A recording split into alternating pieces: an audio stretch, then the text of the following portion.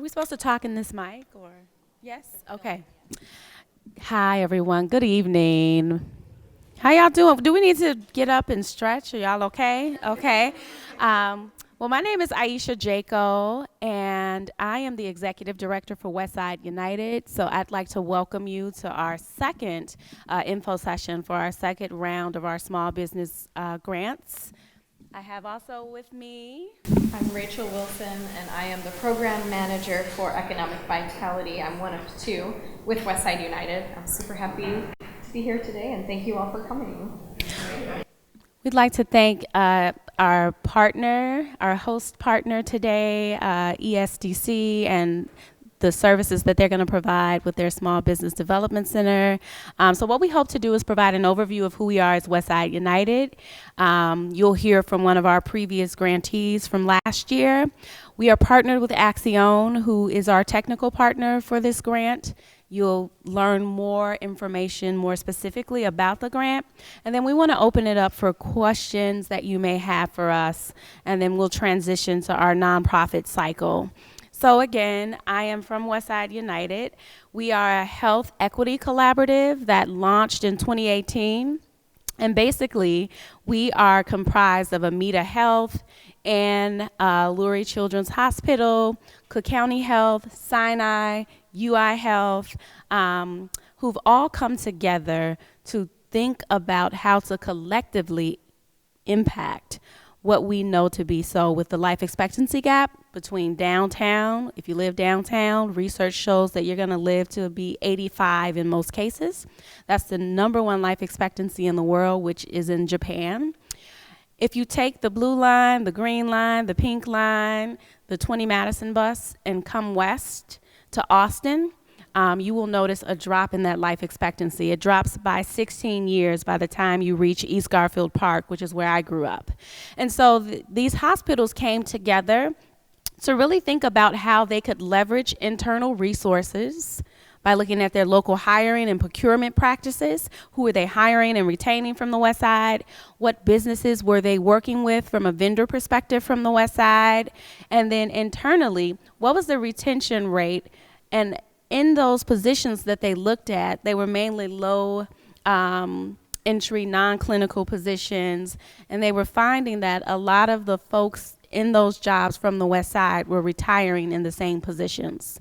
So in starting this work and in doing an internal assessment, the hospitals wanted to be more intentional about serving the communities in their backyard in a better manner. The second part of that work was bringing in community. We did not want to be a prescriptive model coming in, dictating to folks what they need. And when we say community, we say the West Side is 10 communities. So that's Austin, Belmont-Cragen, East and West Garfield, North and South Lawndale, chime in with me if I miss some, Humboldt Park, Westtown, and I think I got most of them. Pilsen, yes, and near West Side. So those are all of our 10. And so we wanted to talk to the community. Like, we figured out where we went wrong as health institutions, but what was the word on the street? What was the pulse and voice of the community? So we hosted a series of listening sessions where we talked to over 500 residents, and we heard 4 things. People wanted jobs, equitable education and access for young folks to have meaningful options. They wanted safe neighborhoods, and they wanted access to care. So this model employs the social determinants of health. We have 4 domains where we look at access to health care, the economic vitality of communities, what is the neighborhood and physical environment, and then how do we work together to combine our resources to help influence the education that Westside students get. So that brings us here today. This is the second round of our small business grant pool. Last year, we launched it for the first time, where we had $85,000 in a pot that we wanted to reallocate to small businesses on the West Side to build capacity. We know that the only way to do this is to strengthen the community and to be partners with community. We have to be side by side. So we had 7 grantees that we gave money to. The average grant size was $13,000. You're going to hear from one of our amazing grantees in a second. We had 106 applicants. Out of that 106, most of those applications came from the Austin community. But when we dispersed funds, we had representation of maybe 4 out of 10 of our communities. Some of those grants went to expansions of another site for a business. Another business applied to get money to update their marketing plan. And last year, we also funded nonprofit social enterprise efforts. This year, we will no longer do that. We will only focus on startups and existing businesses. And I should also mention that we got a gracious donation from JP Morgan Chase. And this year we have $500,000 to re-grant to small businesses where we're looking to award up to 30 of those across our areas. So again, we're a health equity collaborative working side by side with community, employing social determinants of health to decrease this life expectancy gap by 50% by 2030 within our domains with you by our sides. So without further ado, I'll turn it over to Rachel, who'll talk more specifically to the grant, and we'll get through the rest of the agenda. Thank you so much, and I want to put a plug in for the snacks, get you some water and fruit and things to get you energy. Thank you. All right. Thank you, everyone. I'll just be really quick. So first thing is, as you can see, we have CAN TV here filming us. Thank you so much for coming. But if anyone is uncomfortable with being filmed, let us know. Otherwise, by signing in, that's the consent for being filmed.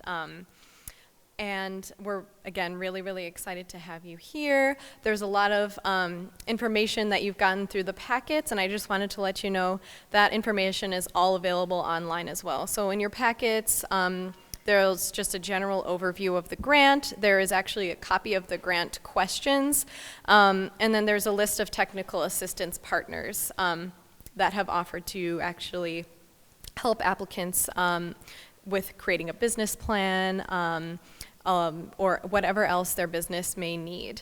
So all of that is online, and because we are with CAN TV, for our question and answer session, we're gonna ask that once that starts, we can form a line over here so everyone can say their question into the mic, because our ideal vision is using this CAN TV, the filming, to send to people who wouldn't actually be able to make it physically but want to see sort of what the info session is all about.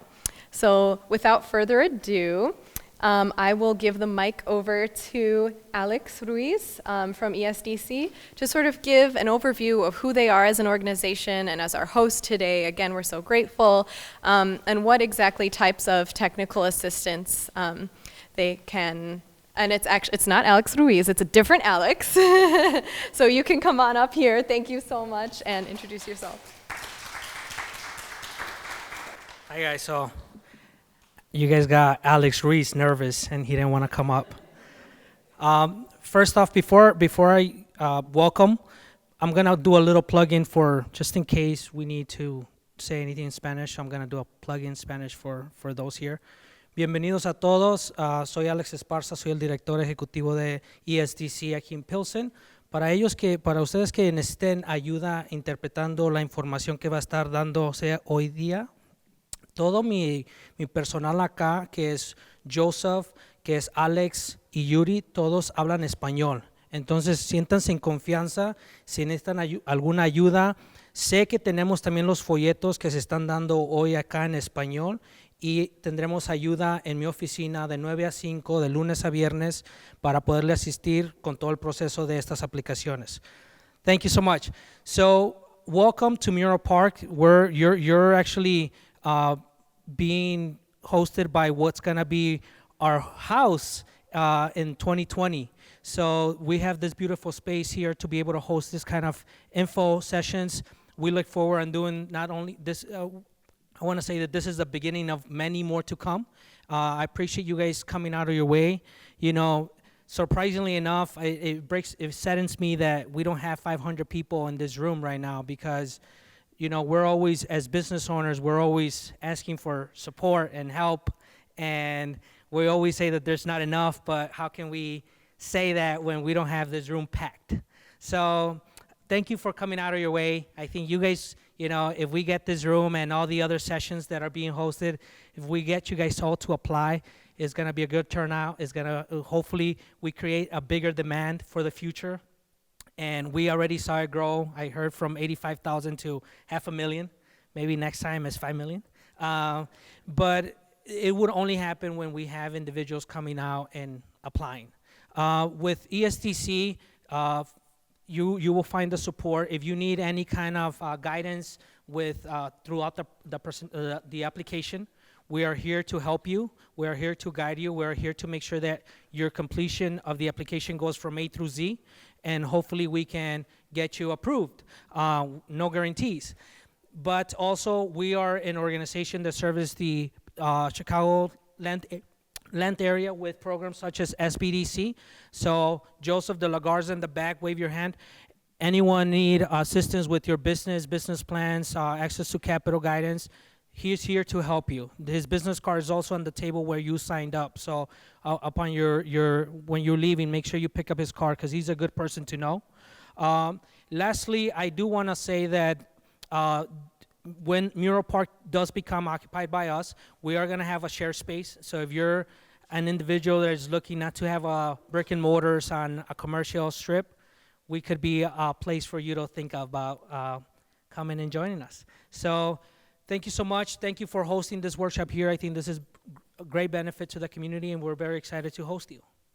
Thank you, guys.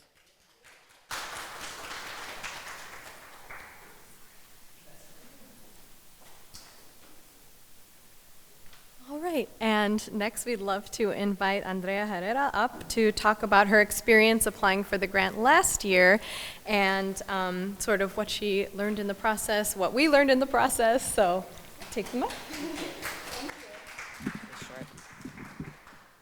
Hi, I'm Andrea Herrera. My company is Amazing Edibles Gourmet Catering. We are a 25-year-old company located at 14th and Western. I'm a minority woman-owned company, and we foster relationship building at bread-breaking events. I've been very involved in some of the local SBDCs and neighborhood programs, and am part of CASE, which is World Business Chicago's program that's supporting small businesses through the Health Collective, and that's how I found out about the grant, and I was amazed at how easy it was to apply. I've applied for lots of different programs, and the city and state offer stuff, but sometimes it seems like you have to jump through 1,000 hoops and have 1,000,000 pieces of paper that you don't have time to pull together to actually apply for a grant. And this grant was not that way. It was essay questions. You had to talk about your company, talk about what you were going to do with the money in supporting the community and helping yourself for growth. But it was very intuitive. It was really very easy. I found the staff to be really friendly and warm and welcoming. I've worked with Acción in the past and SBDCs to get support, so I felt like there was really easy support to get. We filed the application, they said we got it, and then we sat and waited for a few months and then got an email saying, "Are you ready to get your check?" And I'm like, "What? We won?" So it was super exciting. We requested money to purchase a van. I have a catering business, and the more vehicles I have, the more food I can deliver. And we partnered with New Moms, which is an organization in East Garfield Park in Austin that services young women who really need some help. So we deliver dinner to them twice a month when they're doing meetings and training sessions for the families. And so it was something that helped us grow our company in a way that we could also give back to the community. So it was a great grant. It's been super easy. A really wonderful group to work with. I've also got some press out of it because right after the grants were announced, we got interviewed for television, we got newspaper articles written about us, so it's a great program. So I highly recommend everybody apply.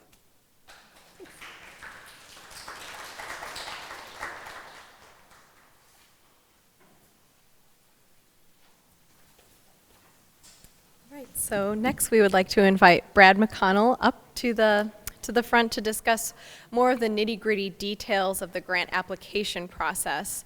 Brad is with Acción, who is partnering with us to actually distribute and analyze the grants. And so he'll be able to sort of go into some more of the details, and then right after we'll go into our question and answer session, and we'll all come back up to the stage to answer. So thank you. Sure. Good afternoon, everyone. Good afternoon, everyone. Much better. I'm Brad McConnell. I'm the CEO of Axion Chicago. We are a mission-driven nonprofit lender and coach for small business owners, which is based in Garfield Park at the corner of Lake and Kedzie at the Hatchery, right down the street from Corey's art gallery. And so our job here is to serve as the fiscal agent for the Westside United Grant Program, all of which just simply means that we help process the applications, we help get people the money when they've been awarded it, and then provide as much assistance as possible throughout the entirety of the process from today all the way through until the checks are dispersed, and then the reporting thereafter.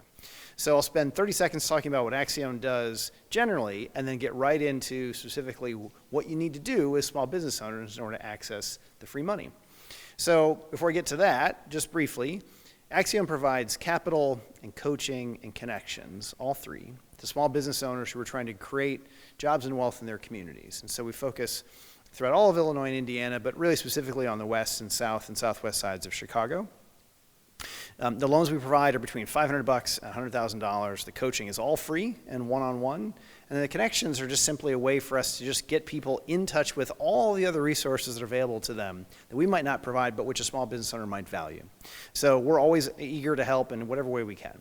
That's the general work that Axion does. But again, specifically here, let's talk about the Westside United Grant Program and how to access these funds. So as Rachel suggested, and as Aisha had said before, there's $500,000 that are available that we're going to be distributing this fall. And so I'll first start by just talking about the timeline, and then about exactly what you do as an entrepreneur in order to apply. So the grant window opened just last week. It'll be open all the way through October 31st. And so the application is online and available in both English and Spanish.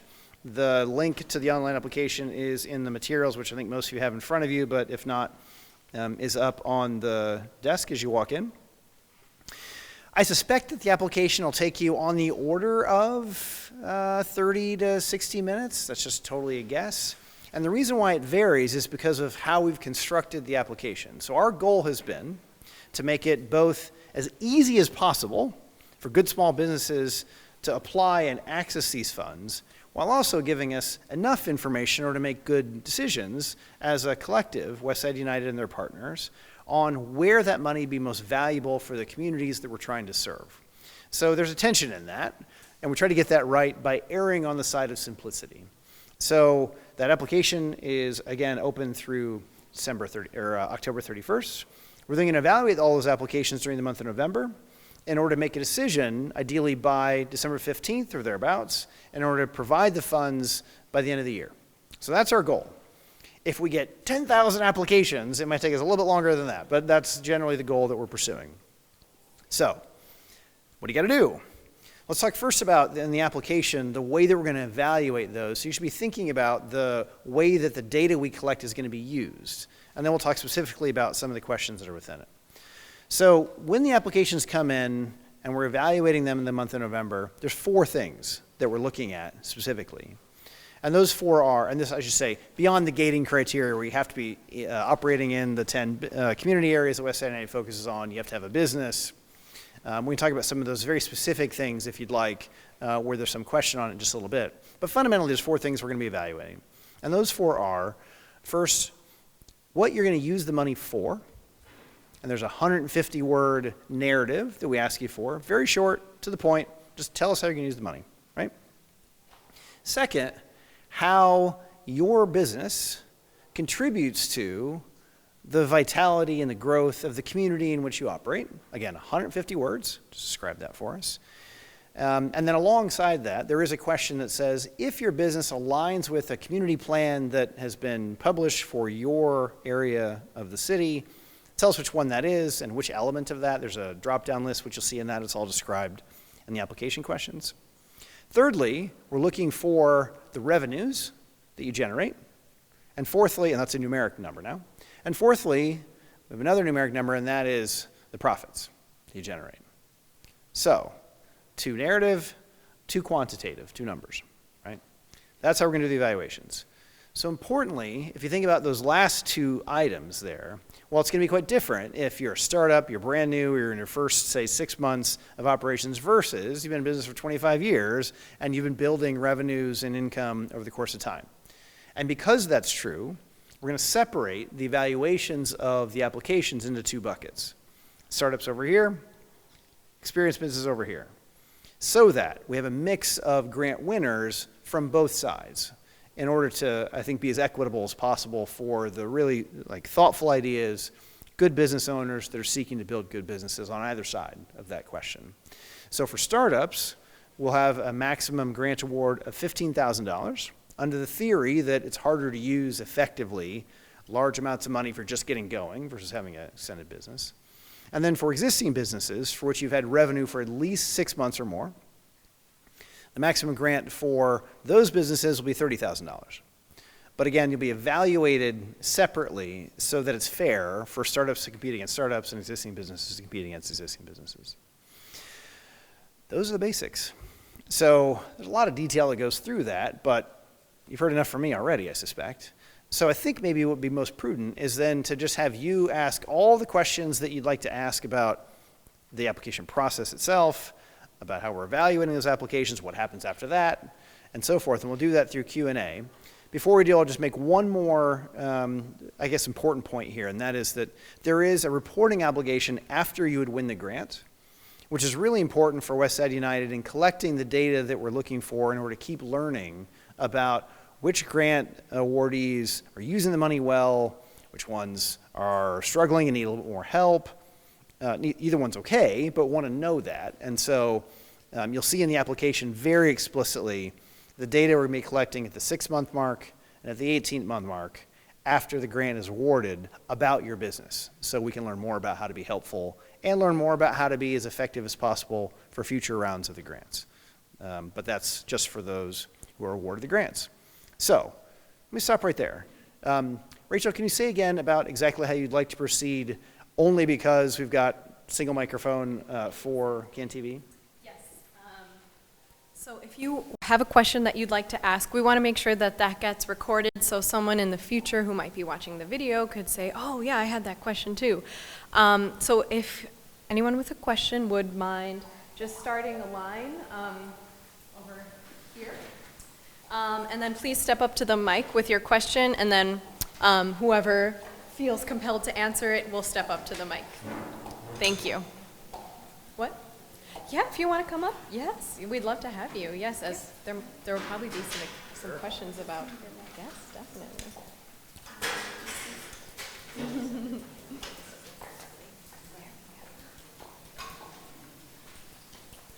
Hello, come on up. Thank you. And if you introduce yourself and what your business is or what your business idea is.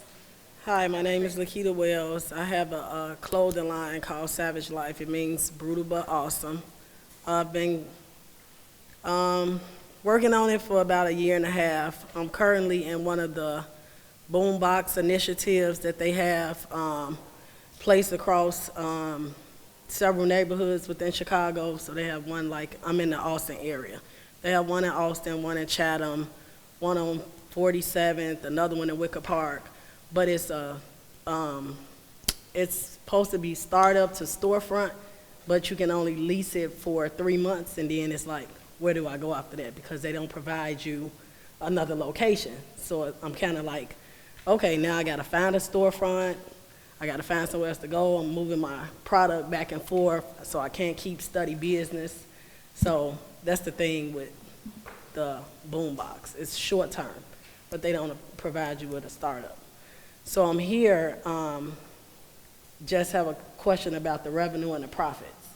So when you talk about evaluations of revenue and profit, does the amount of what you made within the existing business over the 6 months have a bearing on the grant process?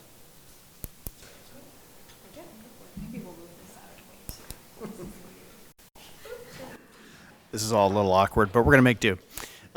So the answer is yes and no.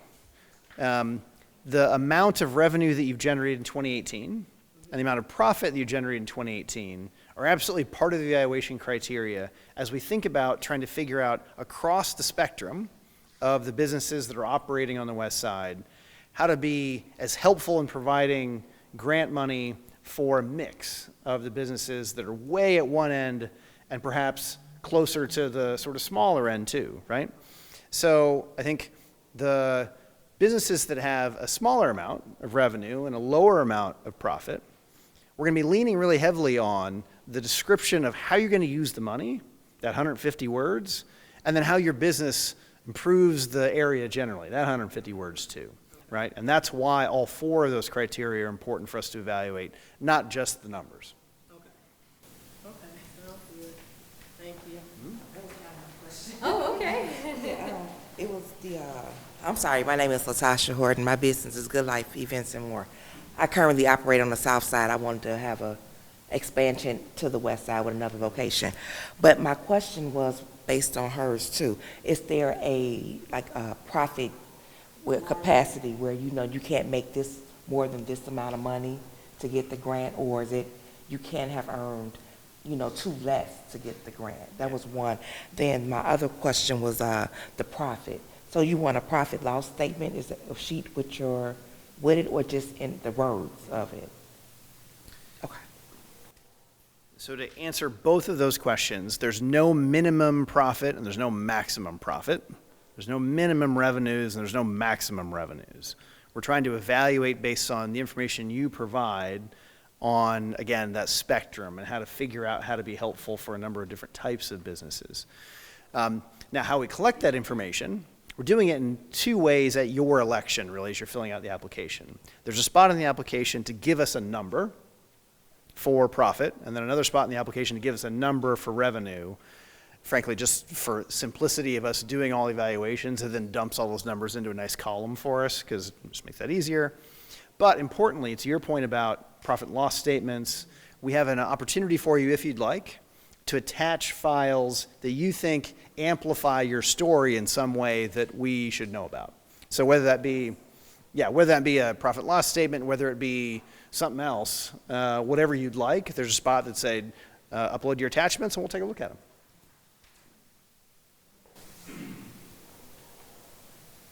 Are there any more questions? How does your business contribute to the neighborhood? What exactly are you looking for? So the question was, what does it mean to contribute to the neighborhood? So I'll start with the technical side of it and then ask Aisha to talk a little bit more about what West Side United thinks about here. So the technical application part of it is just simply that there's going to be, first, a question that says, select from one of the following community plans that's been published over the course of time for one of the community areas that's within the West Side United footprint, those 10 community areas that Aisha had said before. Once you select that, then you'll get a second question which says, of the, say, 6 priorities of that community as articulated in that plan, which one of these is the one that your business serves the most? And it may well be that the community in which you're operating in doesn't even have one of those, in which case just say, don't have one of those, or other, and there's no penalty for that. We just want to know sort of if there is such a thing, how it aligned. But Aisha, do you want to spend a minute just talking about like why this is important? Definitely. So as Brad mentioned, the quality of life plan, if you've seen them, they're broken down by workforce development, the economic goals for the community. So if you're rooted in, like you mentioned, your boombox, and I was by your boombox at the Austin Business Center. So I know that they're trying to do a corridor there, the Soul City corridor, like revamp that area. You may want to point out how that links to Austin's quality of life plan. We're interested in local hiring, so that's one of our goals on the west side. Is your grant going to allow you to hire part-time staff, youth in the summer? So, right, just really rooting it in how it's impacting community is key from an economic standpoint, from a safety standpoint, like wherever it aligns for you, that's what we want to see, because it helps exemplify what we want to do from a hiring perspective, from a business corridor redevelopment perspective. You mentioned storefronts. We want every storefront on the west side to be filled with something productive. So, you know, that's kind of broad, but if you can capture that in your ask, that will be a plus. Oh, I think, would you like to come up then? And then, yeah, you can, thanks. We could move it, yeah. But the camera doesn't move. Yeah, so if, we'll just stay here.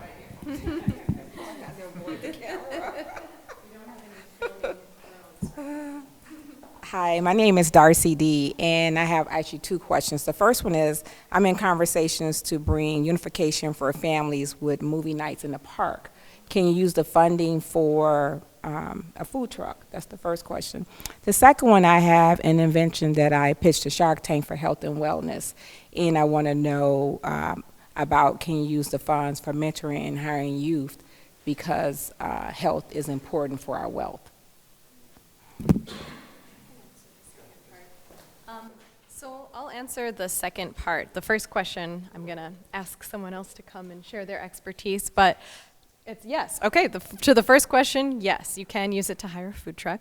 The second question about the youth mentoring and hiring youth, yes, you can either, it's whatever falls under the umbrella of helping your business grow is something that, that will count as far as this grant is concerned. We just ask that you describe to us how you plan to use those funds in the application. But yes, in the past, people have used it to buy a new truck for their business, or make improvements to the outside of the business, get more equipment. So as long as it's under the umbrella of your business and you can demonstrate to us the need, then yes.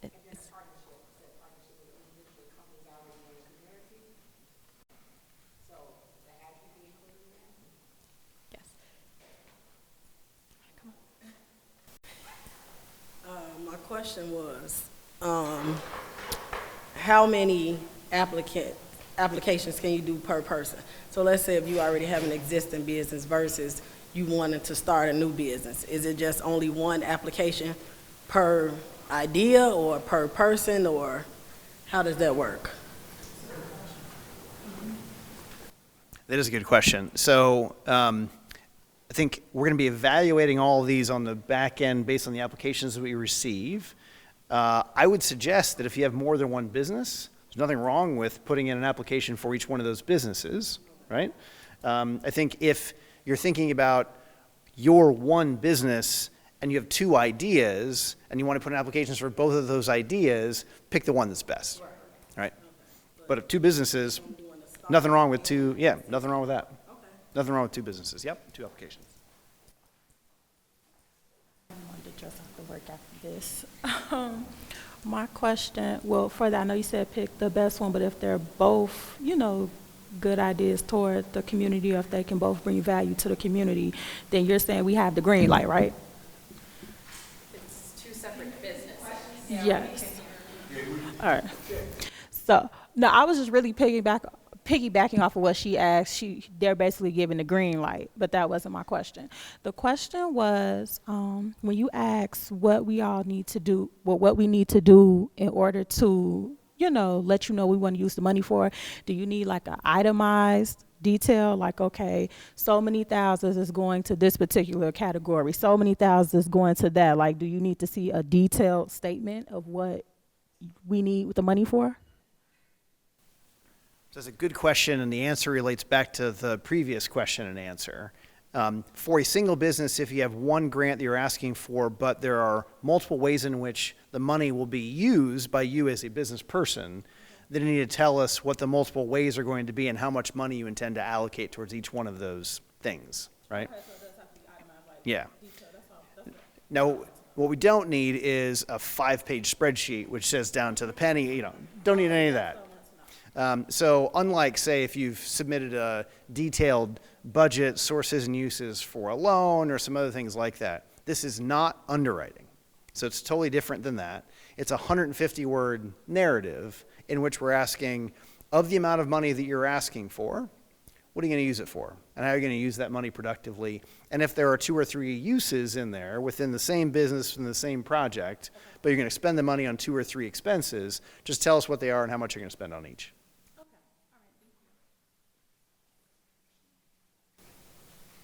Good afternoon, everybody. I can walk with or without my walker, but I brought it for a reason. A lot of times when people are disabled, we're invisible.